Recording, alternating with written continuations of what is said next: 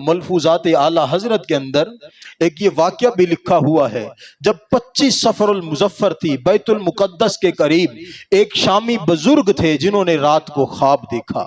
خواب کیا دیکھتے ہیں؟ دربار رسالت میں موجود ہیں، صحابہ بھی موجود ہیں، اولیاء بھی موجود ہیں، علماء بھی موجود ہیں، لیکن سب خاموشی سے بیٹھے ہوئے ہیں۔ ایسے لگ رہا ہے جیسے کسی کا انتظار ہو رہا ہو۔ وہ شامی بزرگ، اب ان کا واقعہ وہ خود بیان کرتے ہیں، ایسے لگتا ہے جب کسی کا انتظار ہو رہا ہو۔